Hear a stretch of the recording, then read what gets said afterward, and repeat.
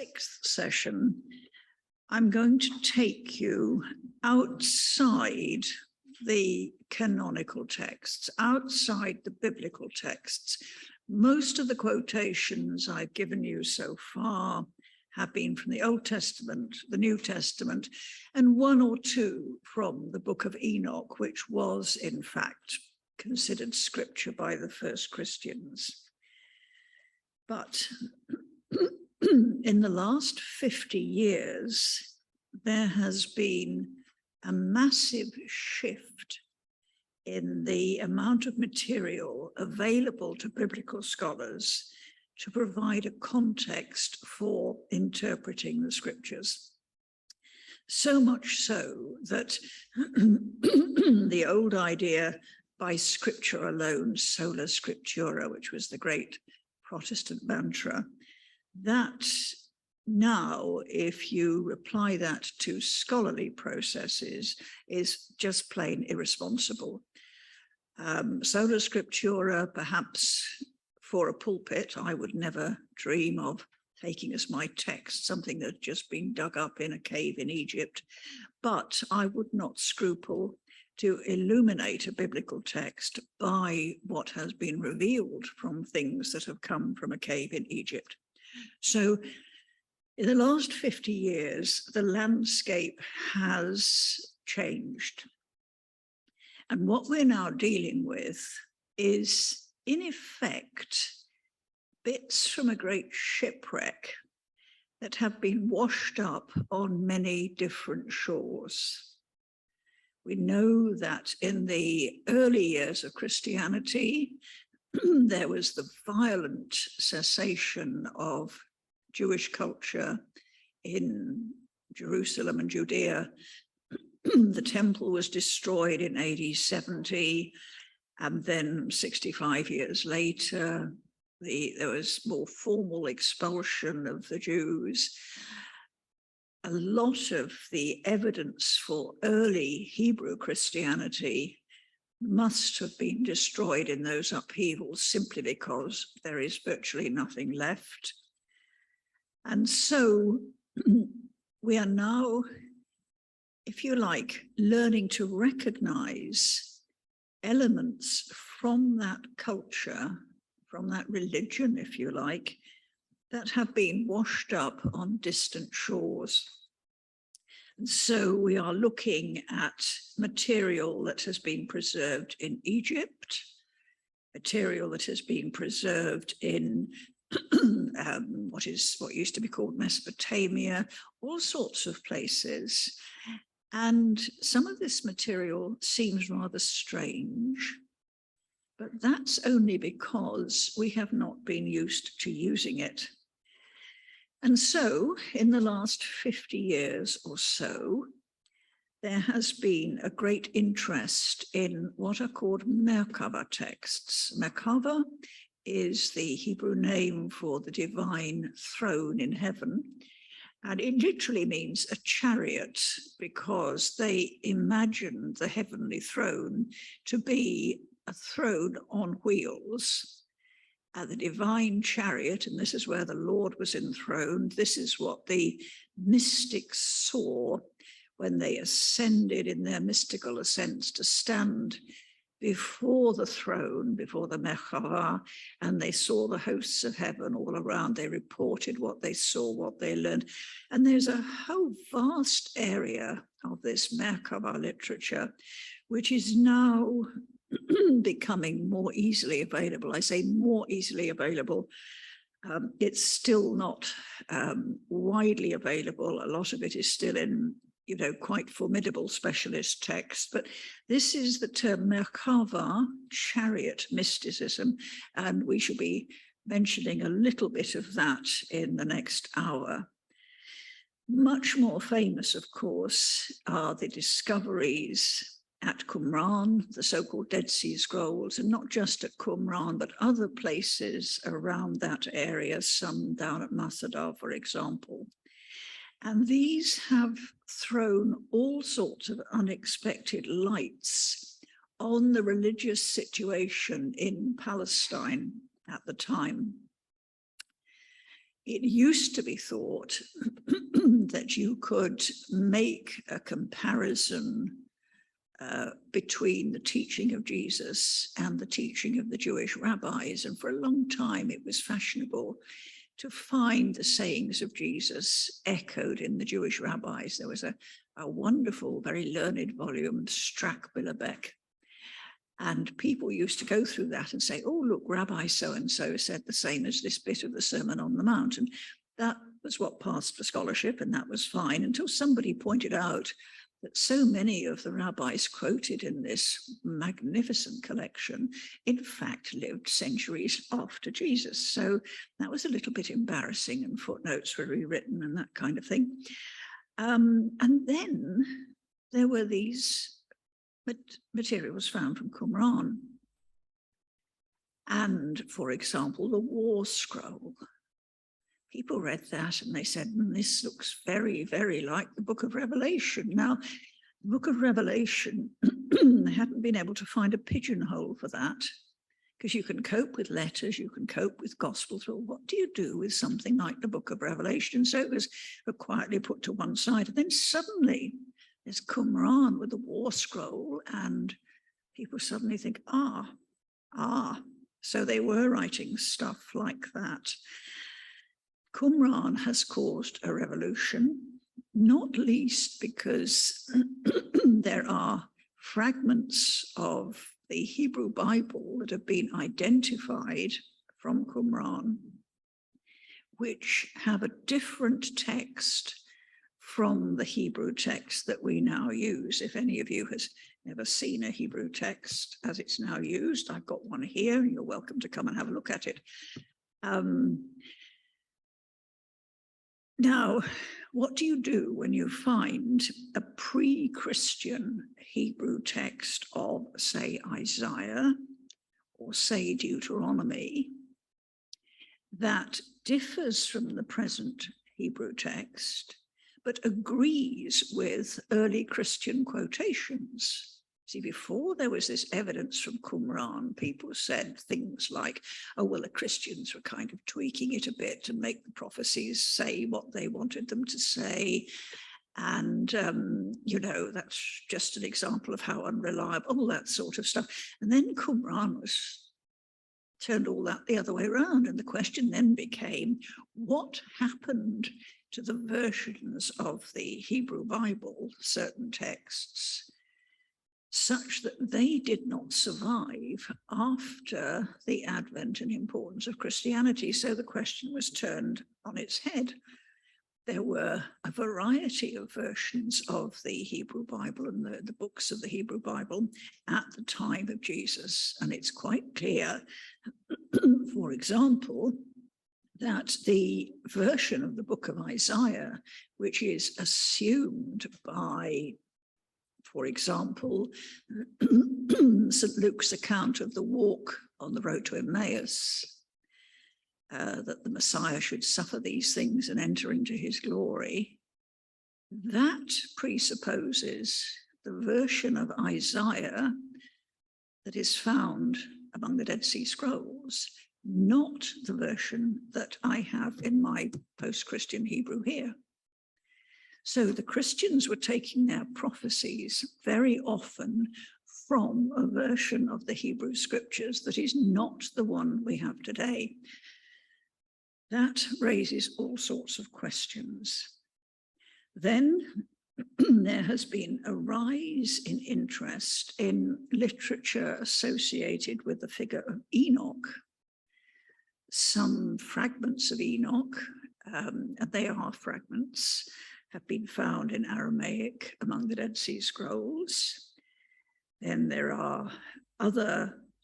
an edition of Enoch that has survived as part of their Bible in Ethiopic, in the church in Ethiopia. There is another collection of Enoch literature that's survived in Old Slavonic, the sacred language of the Russian church. There's another collection that has survived in Hebrew, that's called the third book of Enoch. It's another collection, and that third book of Enoch is technically a Merkava sort of ascent vision, And one thing that becomes clear is that a lot of this shipwreck material is the remains of a culture, a religion that valued mystical ascent and all that that implied. Now, sorry about this, there was also being discovered a collection of texts in Coptic, and they were found at Nag Hammadi in 1947 and onwards. But because the Dead Sea Scrolls were just coming into view at that time, the Nag Hammadi finds from Egypt were rather eclipsed by this rather more glamorous stuff that was coming out of the caves of Israel and Jordan. But the Nag Hammadi texts are very interesting indeed, because they seemed to be the writings of people that other early Christian writers were dismissing as heretics. I'm thinking particularly of St. Irenaeus of Lyons or Lyon, and writing around 200. And he wrote 5 volumes, 5 substantial volumes against heresies, and he lists them all and he fulminates against them. He says they're growing up like mushrooms overnight. He doesn't have much time for them. And for centuries, we have only had his account of what these people were and what they believed. And clearly it was not an unbiased account. Suddenly there was available, albeit in a fragmented form, some of the actual texts of these people whom Irenaeus condemned as heretics and Gnostics and various other labels. It becomes quite clear that these Gnostics, so-called, were part of the great shipwreck. And a lot of the details have been lost or garbled because someone was clearly had listened to original teaching, I suspect in Hebrew. A lot of people say Greek, but I think it was in Hebrew. Put the equivalent into Coptic, and some of the translations, I mentioned one yesterday about only males going to heaven, when in fact, certainly it should be shining ones that go to heaven. Things like that happen, but we now have the so-called Gnostic texts, and they are also concerned in many cases with this mystical ascent into heaven. And then we also have a whole lot of texts which were handed on by Christian scribes, and they are clearly Christian re-editions of material that was originally Hebrew tradition.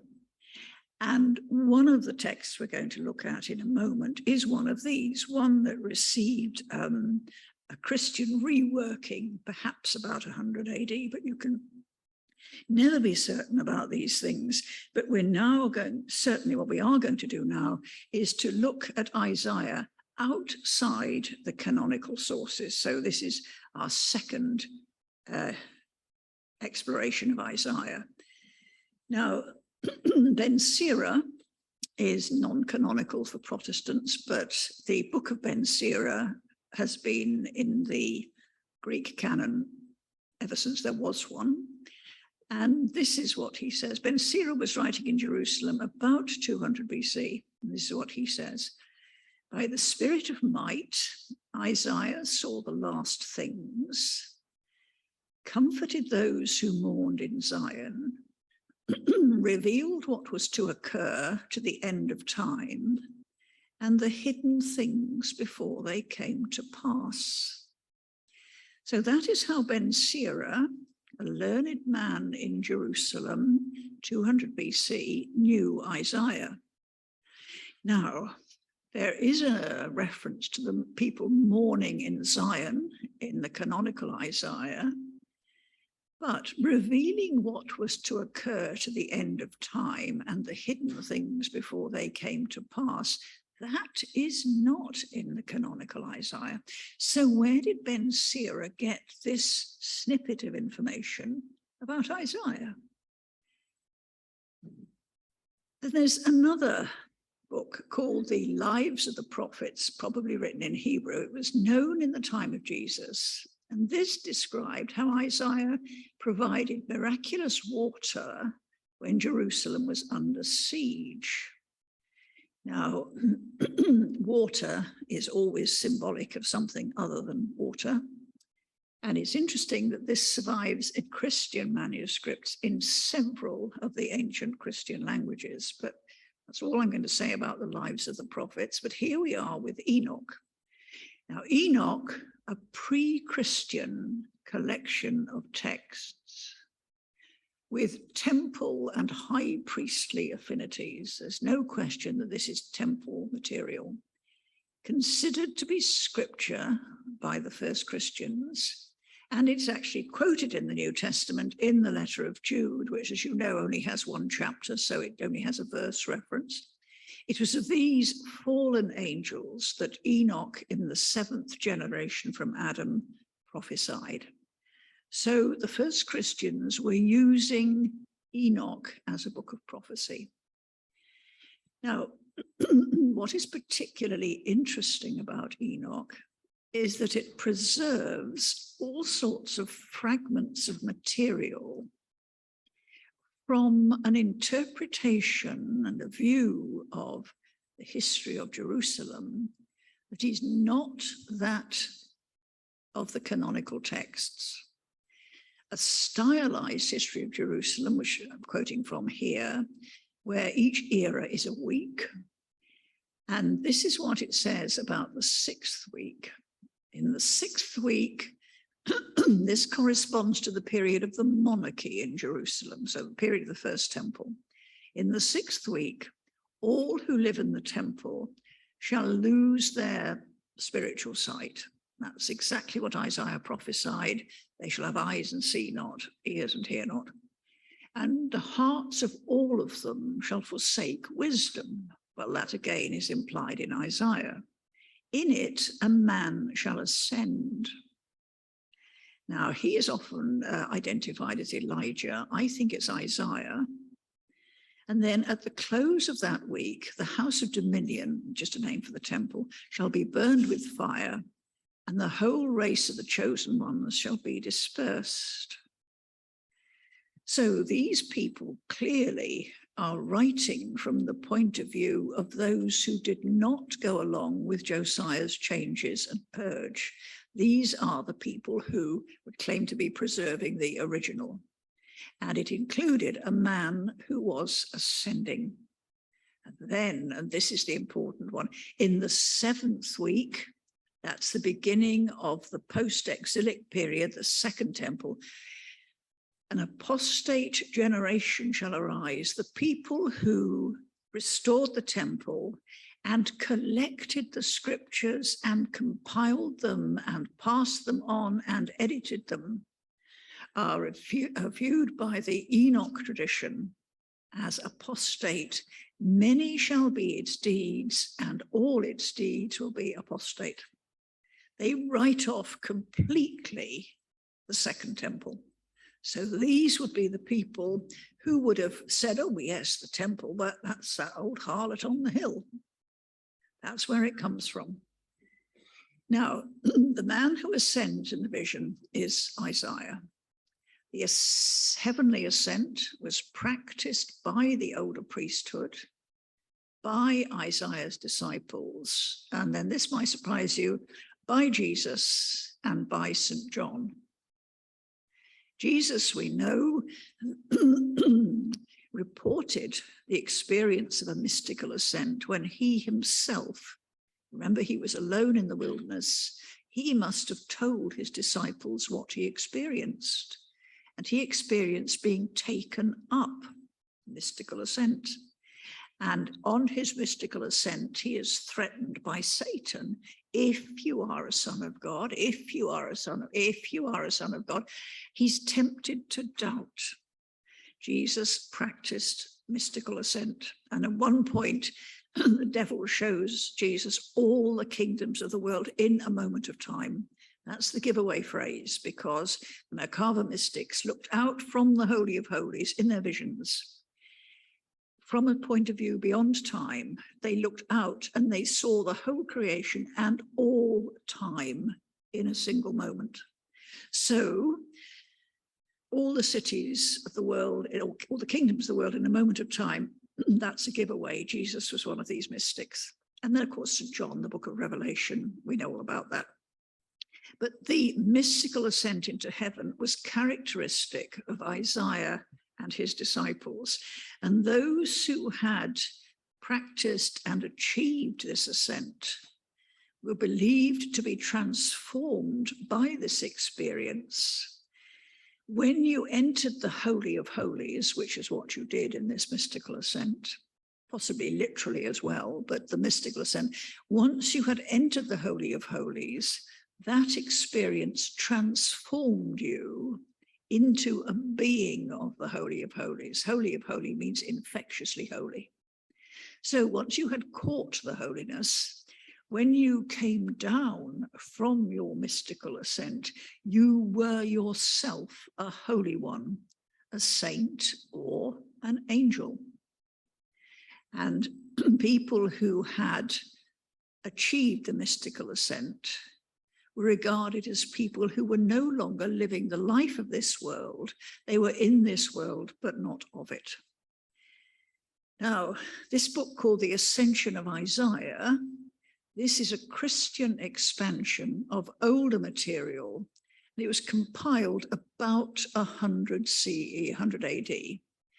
It survives mainly in Ethiopic, and it describes how a group of prophets fled with Isaiah from the corruption in Jerusalem. Now, the standard understanding of this used to be for many, many years that this was a thinly veiled account of the early Christians and how they fled from persecution in Jerusalem and fled east. And of course, the Christians did go east across the Jordan, settled in places like Pella. And it was thought that this was just a fiction and a thinly veiled account of the persecuted Christians leaving their place in Jerusalem. I suspect that the original of this story actually has its basis in history, and that the Christians identified themselves with Isaiah's disciples, who also had to leave the city. Now, this is the description of Isaiah from the ascension of Isaiah, and it says, he withdrew, Isaiah withdrew, and dwelt on a mountain in a desert place. Micah the prophet, the aged Ananias, we don't know who he was, Joel, Habakkuk, and Josab his son. We meet him in Isaiah as Shear-Yashuv, but here he's just Josab.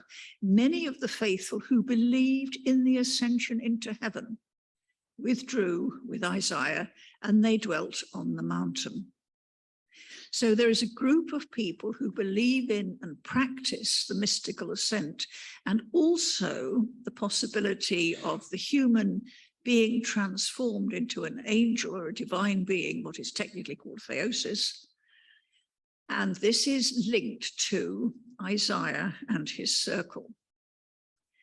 Now, verses we have seen before of Jesus. John the Baptist said, he who comes from heaven bears witness to what he has seen and heard. That is such a giveaway. And then the voice which St. John hears at the beginning of Revelation, come up hither, and I will show you what must take place after this. These are classic ways of identifying the ascent experience, one for Jesus, one for St. John. Now, one of the extraordinary things about this menorah page is that you can trace the mystical ascent by working through the 7 letters up each side of that tablet until you reach the top layer, when you have the line going through all the lamps.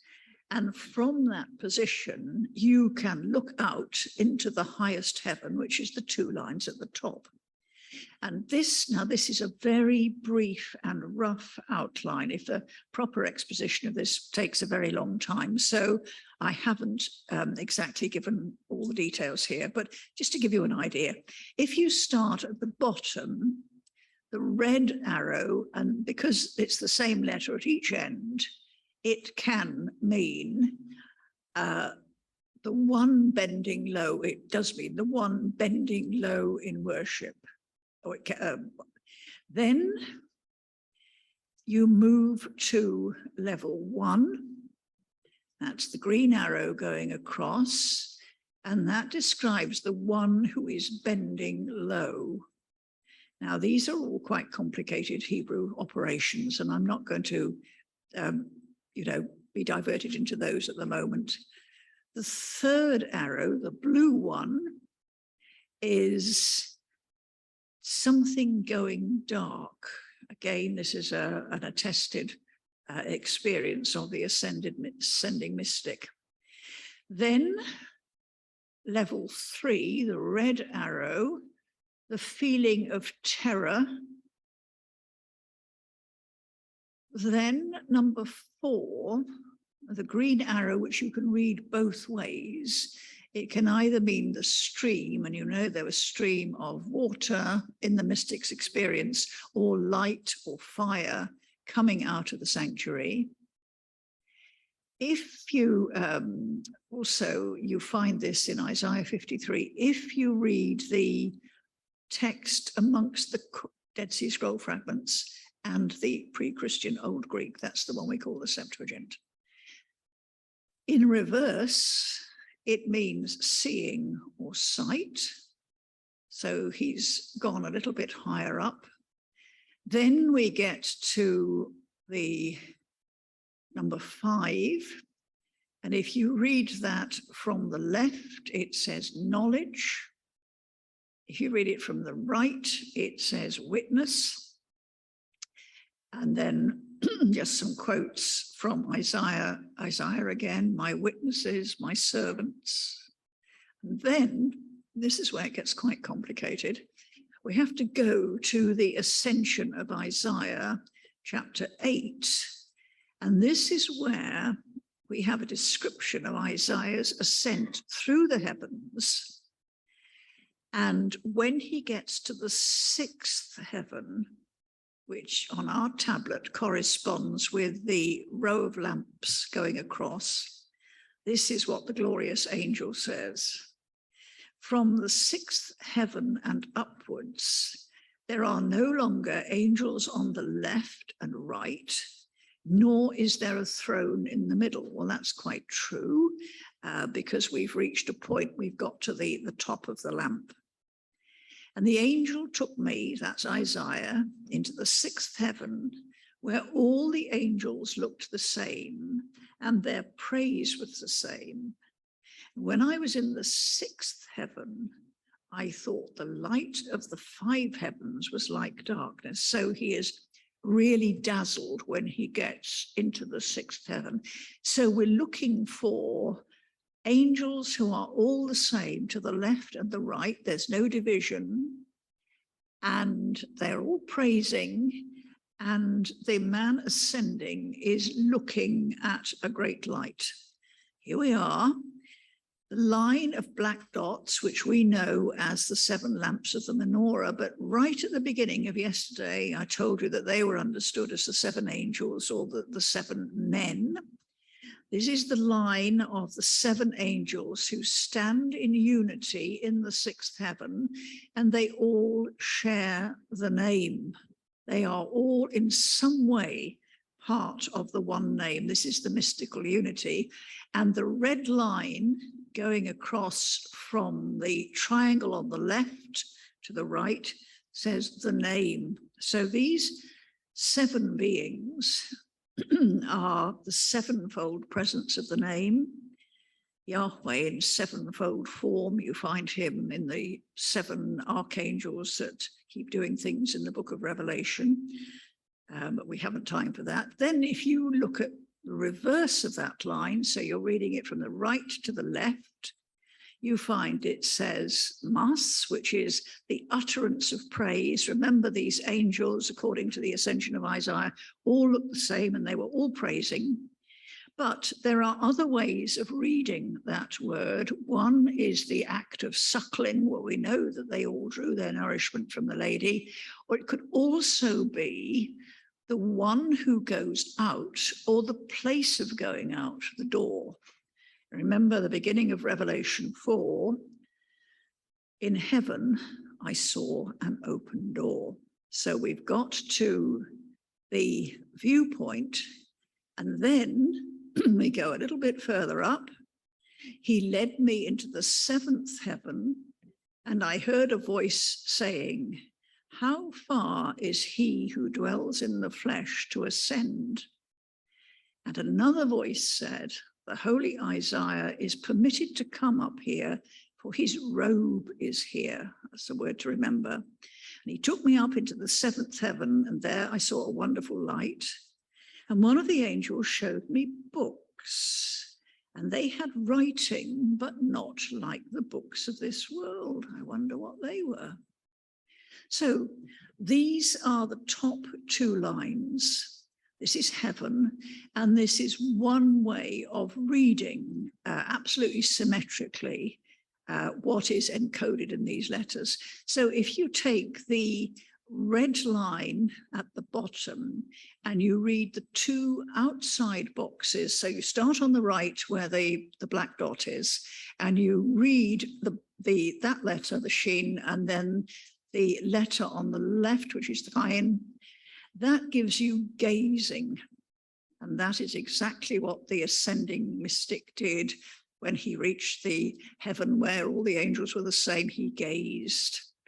And in reverse, it's the one who takes counsel, the one who acquires wisdom. That's the first thing. Then if you look at the blue line, that's at the top, and you start by the triangle and you move across to the other blue box, you've got the sign of, you've got the word for the sign or the mark, which is what was placed, of course, on the forehead. And in reverse, if you read it from left to right, you've got the words for my mark. Ezekiel chapter 9, verse 4, place my mark on the foreheads of all those who wail at the corruptions in the city. I can't remember the exact words, but placing the mark is certainly there. And then, last of all, at least last of what I'm going to show you today, because it gets very complicated after that, you go down to the green boxes in the lower line and start with the square. Again, absolutely symmetrical. You read the green square on the left, the green square on the right, and that says Bath, which is the white linen worn by the high priest in the Holy of Holies. Remember, Isaiah was told that his robe was waiting for him. And this white linen was worn by the high priest, Leviticus 16:4, and also by angels, Daniel 10:5. Now, there's a lot more that you can extract from those letters, but what I'm trying to give you is just an indication of how this extraordinary little tablet corresponds to the description of Isaiah's ascent in the Ascension of Isaiah. Now, something else from the Ascension of Isaiah, something about the date. Now, this is the passage that follows where it says they all went off to the mountain and bewailed the state of Jerusalem. And then it says, all of them were clothed in sackcloth, and all were prophets. They all lamented bitterly over the going astray of Israel. And this is what prompted Isaiah to say to his disciples, cast the teaching and seal it up. They dwelt on the mountain and on the hills for 2 years of days. Now, they liked putting these enigmatic dates in things. 2 years of days means 365 times 2. Now, if the present version of the Ascension of Isaiah was compiled in about the year 100, And the last of Isaiah's disciples fled about 630 BC. Remember, Josiah's final purge was in 623.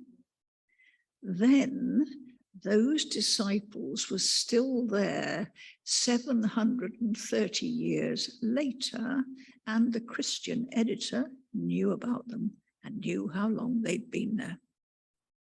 Now, that's the sort of line that is very easy to read 2 years of days, you know what on earth's that about, and you go on to the next bit, which seems to be more interesting.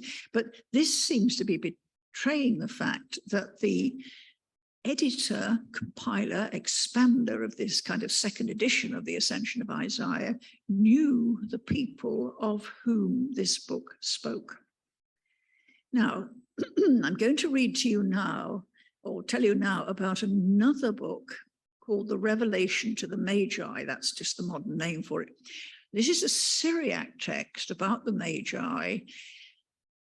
Great dispute as to the date of it, but some scholars think that it was known in the 3rd century. But whatever the date of it, it exists. And the later the date, all that says is that the longer the memory had persisted. And a shorter version of this text was known in early medieval Latin, known to the Christians of North Europe, certainly, and it does appear, details from it actually appear in some of the Dutch paintings of the period, but we'll come to that in a moment.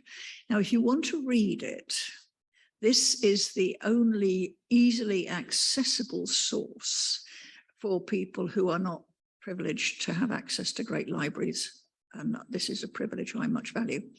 Online, if you go to Brent C. Landau, and you put in The Sages and the Star Child, you will find an absolutely fascinating read. It really is good. When you first find it, you'll scroll down and you'll see it's a critical edition of a Syriac text. Well, don't give up. You haven't gone to the wrong place.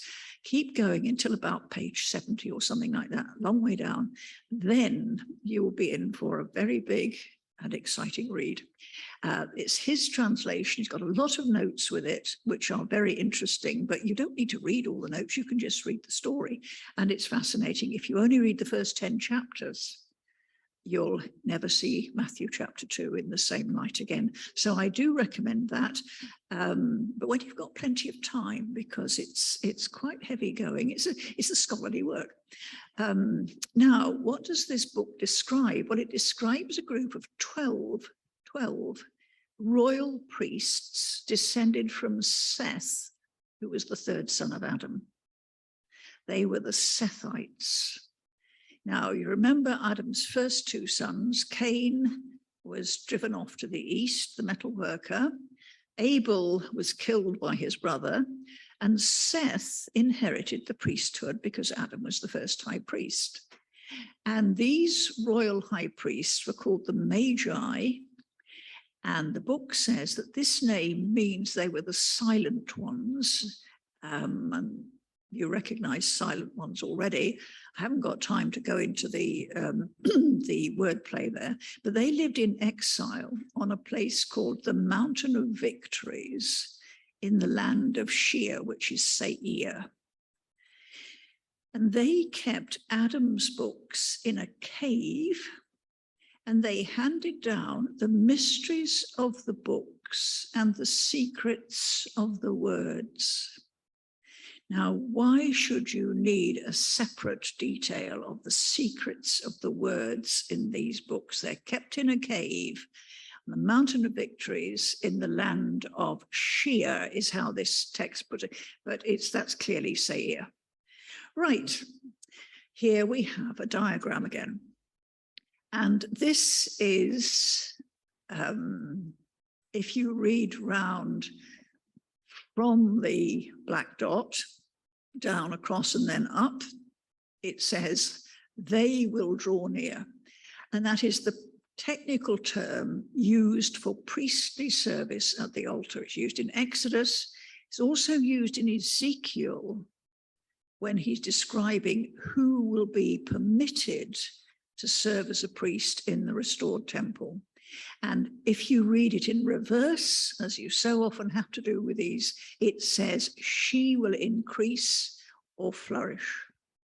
So the priests will return and the lady will increase or flourish. And this is the vision in Revelation chapter 22, where the tree of life is there again, and the servants with the name on their forehead see the face of the Lord. And that's the happy ending of the New Testament.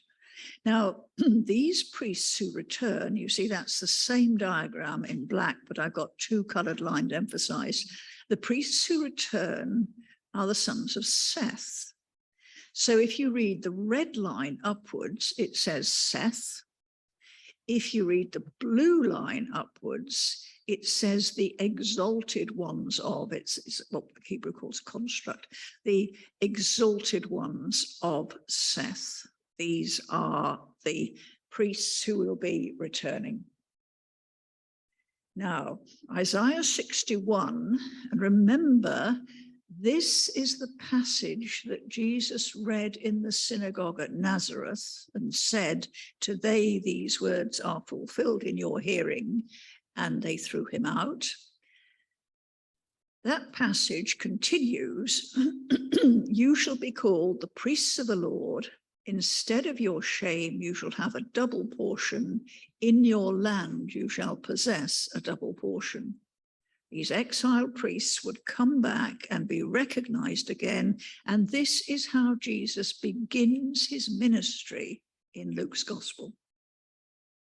And there you've seen that picture before, and that's a picture of this happy ending. You see, it's the same shape as that diagram. It's the kind of square thing at the top. You've seen before the geminated budding almond branch. That's the two red boxes. And then in the two black horizontal boxes, you've got a lot of crosses. And these are high priests up there, all wearing the name.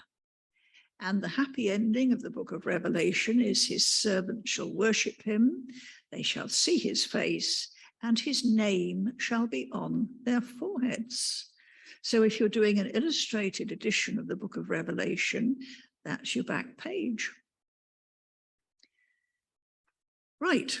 What do we know about the sons of Seth? The sons of Seth, these are royal priests, 12 royal priests living on this mountain. If you look at the red line from the top downwards and then across and back up, that says the sons of Seth. Straightforward. If you look at its mirror image coming down from the triangle, the blue line, that says knowledge of wise talk or knowledge of meditation, or it could, with different vowels, and this is why I've put it with a query, those of you who are following the Hebrew, it could mean neglected knowledge. I think it means knowledge of wise talk or meditation. But anyway, it's associated with the sons of Seth, and quite clearly a straightforward mirror image. Something else about the sons of Seth. Again, we're using the same basic pattern. I've put a green, slightly dotted line, which you can only just see there, but it's working around the same pattern. The red line from the black dot at the top, when you read it down to the bottom, that says daughter Zion, Batzion, daughter Zion. If you read the mirror image from the triangle down the blue line, that says the woman who brings forth salvation. Nice description of the daughter of Zion. And it's all part of this pattern that is about the sons of Seth. So she is their mother figure. Then the sons of Seth, if you remember the story, lived on the Mountain of Victories. And if you look at the red line at the very top, starting with the black dot, that says the ridge or side of a hill. And in reverse, it says rejoicing or prevailing. That's the Mountain of Victories. But then look at the blue line. The blue line starting on the right with the triangle That says salvation or victory, and in reverse, it says wise counsels. So this is their mountain. This is where they were living. And this gets even more interesting, but you'll have to wait till tomorrow for that. Now, just to remind you of where all this is happening, you've seen this picture before. This is where Isaiah's disciples are. They're east of the Jordan. They're in Bozrah, and the lady can be called, you remember, the Herald of Good Tidings, or the lady from Bozrah. Here you've got Mount Seir, and Selah is mentioned in Isaiah, but we shan't actually be looking at that even tomorrow. Now, the land of Seir, if you put the same consonants with different vowels, in other words, if you read it differently, that means hairy or wooded. So the land of Seir is a wooded land, and this will become important with one of the tablets we're going to read tomorrow, where we read about the lady's honey being hidden in a thicket or a wooded place. If you pronounce the words differently again, Seir means the little ones, the cherished children. So Isaiah 60, the smallest one will become mighty. Or Micah 5, you, Bethlehem Ephrathah, small among the clans of Judah. These are the little ones, the cherished children. Later on, you'll see they are the sucklings, and they are living in Seir, a wooded land. Now, using the double letter QR, that land of Seir can be read to mean one crying out for help. And this is a word used by Isaiah, I think uniquely by Isaiah, as wordplay on the word tzedakah, which means righteousness. So in the parable of the vineyard, I looked for righteousness, and behold, a cry of despair. Well, this is this word tzedakah. So the other thing to observe is that the word Seir sounds rather similar to the word sha'ah, which is, of course, the remnant, the key to Isaiah's story. So what else do we know about the land of Seir? We'll see a lot more about this mysterious place tomorrow when we look at the B page. But here on the menorah page, the red line starting at the bottom with the black dot, that just says Seir. The blue line, which is the exact mirror image, says my truth. This was where the true faith was being preserved. The second thing about the land of Seir, the red line, again, starting with the black dot, that just says Seir. The blue line, the mirror image, says my young plants or my sucklings. The servant in Isaiah 53, he grew up before him like a plant or a suckling, it's the same word, in dry ground or in Zion. So this is where the sucklings, the young plants, are growing up. Third thing from the land of Seir. Now, again, the red line starting with the black circle, that just says Seir. If you read the blue line around, it says, I have gathered a band, and then it's understood that that means a band of troops or soldiers. You might think, oh, what has that got to do with Seir? But Micah chapter 5, verse 1, remember, Micah is one of Isaiah's circle. If you translate it literally, says that the lady is a daughter of troops. In other words, she is one who commands an army. Bath Gaduth. So the fourth thing about the land of Seir, and again, the red line is the land of Seir. The blue line from the triangle going upwards says oppressed. So that's how this community saw themselves. Number 5, the red line again is Seir. The blue line is Meir, the light giver. And here I've switched to the B page just to show you that there are quite a lot of Seir readings in that tablet as well. In fact, there are a large number in that tablet. So we're getting a picture of these people in Seir. Who were they and what were they doing? They saw themselves, according to this tablet, as guardians of the truth and the light. They were the young plants and they were the oppressed. Now, the next bit I've got on the screen for you is from something called the Damascus document. Another name for it is the Zadokite text. And this was first discovered in the cavity wall of a synagogue, the Ibn Ezra synagogue in Cairo, in the 1890s. Those two wonderful ladies from Cambridge, Mrs. Gibson and Mrs. Lewis, went off on their expeditions, as ladies did in those days. And they eventually found, through fragments in the market being sold for tourists, they eventually came across this extraordinary synagogue in Cairo, where the cavity wall had been used as a deposit for all the holy texts, because texts that contain the sacred name are not destroyed. You have to kind of keep them. And this large collection of sacred text, or texts with a sacred name, had built up over hundreds of years in the cavity wall of this synagogue. And eventually an expedition was launched from Cambridge. It's a very famous story, equipped with lots of tea chests and other useful things.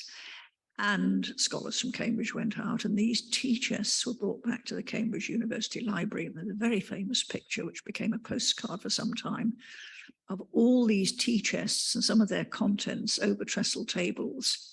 And one of these distinguished scholars sat at the end of the table with his head in his hands, obviously in despair. Anyway, a lot of that stuff is still there, one of the treasures of the Cambridge University Library. It's been shared amongst other libraries as well now. And amongst this, they found this thing which caused a sensation, because it seemed to be a description of the early Christians. Seemed to be. No characters are named. They are just described, given various titles, you know, the man of lies and this kind of thing. And you have to try and guess who they're talking about. But fragments, quite substantial parts of this same document turned up amongst the Dead Sea Scrolls. So people had some idea of its provenance. And this is one of the parts of this that can be read without any problem. When they were unfaithful and forsook him, he hid his face from Israel and from his holy place, and delivered them up to the sword. Now, the other tradition, the Enoch tradition, the non-canonical version of the history of Jerusalem, would place that the Lord hiding his face in the time of Isaiah, the beginning of what they called the Age of Wrath. And then, centuries later, remembering the covenant with the forefathers, he left a remnant. And that's the kind of key word for the Isaiah people. He left a remnant. And you remember the parable of the yeast, the lady who hid her yeast, or was it her remnant, and waited for it to work. But here, the Damascus document turned up in the synagogue in Cairo, and then in fragments amongst the Dead Sea Scrolls. Now, look what we've got in Luke chapter 1. John the Baptist's father, to remember his holy covenant, the oath which he swore to our father Abraham, to grant us that we, being delivered from the hands of our enemies, might serve him without fear in holiness and righteousness all the days of our life. It looks as though those enemies were not the Romans. They were the powers of the Second Temple who had made themselves many enemies. And these were the people who considered themselves faithful to the older ways. And these people rallied to Jesus, which raises questions about which is the older faith, Christianity or Judaism. Now, that's a very controversial thing to say, but it's a question that can be asked and should be asked. Now, the patterns in the lead books sometimes depict what they describe. And in the story of the sons of Seth, for example, there are many examples of this, but I'm just giving you one. In the story of the sons of Seth, the letters form shapes as well as words. And this is something that I shall take up again tomorrow in our second session. Now, you remember the sons of Seth kept Adam's books of knowledge in a cave at the top of the mountain. And here we've seen this bit before. The green line is the summit of the mountain of victory. So that's where their mountain is. Now, if you start on the right-hand side, the red line and the black circle, read round, those letters say cave. Those 4 letters, you go up and then across and then down to the right side again. Those 4 letters say cave.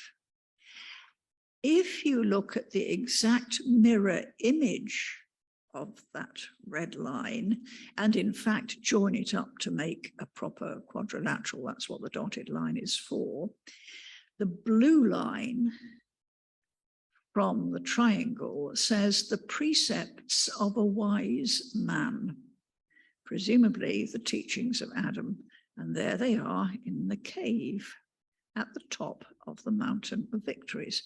And here I have just sort of shaded in the piece that is the cave, and you can see how it fits in at the top of the mountain of victories, and the books of knowledge are in that cave. So that is one example, and there are others of how the words themselves become pictures. Now, the clearest example of this is the nativity icon, which I will tell you about on Friday, and that really is quite extraordinary. And I count it a blessing that we have an icon expert here who can answer all the questions that I can't answer. So be warned, Irina. Now, the sons of Seth up in their mountain used to look for the sign of a star on a pillar of light at the mouth of their cave. And the pillar came from the uncreated light of God. And Adam had seen this star in Eden above the tree of life. That's all part of the discourse that you can read in that online thing that I told you about. Every autumn, these 12 high priests used to purify themselves in a sacred spring at the foot of their mountain, and then go up to the cave to read their ancient books. And then one year they saw the star sign and they set out for Bethlehem. That's the story. Now, what have we got here? The blue line from the triangle says spring. The mirror image, the red line from the circle, that says cleansed for a newborn, Ezekiel chapter 16, verse 4. Another description of this spring, the blue line, again from the circle, that says a spring. The green line, including joining it up to make a triangle, as I have done there, that says the one who gazes. And these sons of Seth in their purifying spring were gazing, waiting for the star to appear. Now, there was a pillar of light from heaven at the mouth of the cave. The red line starting at the bottom says shadow or protection of. The blue line from the bottom says God. And if you read round the green line from the black circle, you go up, across and down, that says quietness or stillness. That is the pillar of light. This occurs in all sorts of patterns. This is the pillar of light. You can see it's across the cave. And then on the pillar of light and meeting at the center lamp, who you know is the Messiah, you have the star of the Messiah. And if you read the red line across from the black circle, that says the name, we know what that's about. If you read the blue line down from the triangle, it says Tav. In fact, that says Tav in both directions. The sign of the seal of the name, that's Ezekiel. If you read the green line, it says Chai, the living one. And so you have here a picture of the seal of the living God, the name of the living God, and this is the sign of the Messiah, with the Messiah at the center of the star. This is the star on the pillar that the Magi saw. And notice that the star has the Lord in the middle of it. And there you see a painting from a Dutch artist in the early 15th century, from his workshop anyway, and he must have known this story because here it's called the Magi in their sacred spring, and you can see them there, some of them gazing up and others of them paddling in their pool, and they're looking up and they see a star, and in the middle of it they see the child, exactly as we have it on the lead book. And so next time you read Matthew chapter 2, Magi came from the east to Jerusalem saying, "Where is he who has been born King of the Jews? We have seen his star in the east and have come to worship him." I hope you'll think about the lead books and the story of the revelation to the Magi, which is one of the most extraordinary pieces to read, and I do recommend it for you. Perhaps not this week because you'll be tired, but think about it. It's available online. Why not go for it? Right, now we'll now have half hour when you can write your questions on pieces of paper if you're here. Send them into chat if you are far away. And if you are here also and would still like to do it, there are those yellow gift aid envelopes still on the back table. And we'll come back at 7, and I will do my best, if my throat holds up, I will do my best to deal with the questions.